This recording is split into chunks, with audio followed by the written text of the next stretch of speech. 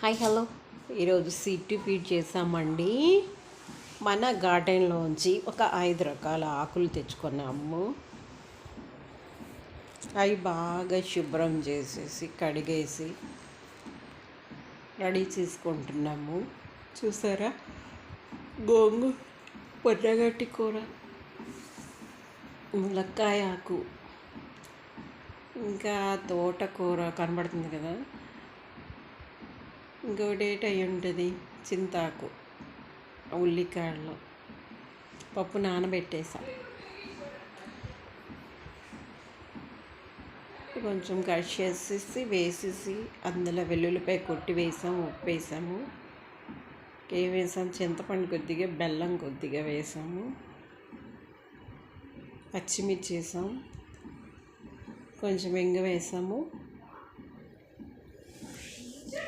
అంటే అందులోనే వేసేసామన్నమాట అవన్నీ. చూసారా,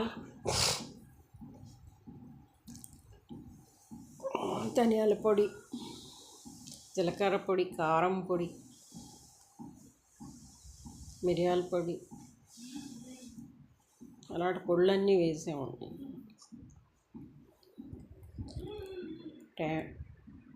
వేసిన తర్వాత ఉడకపెట్టేసామండి. ఉడకపెట్టేసాక పోపులోన ఉల్లిపాయ కూడా ఎందుకు వేసాము అంటే, ఉల్లికాడలు అందులో వేసాం కదా, అందుకే ఉల్లిపాయ కూడా వేస్తూ ఒకటి బాగా ఉడకపెట్టేసాం పప్పుని.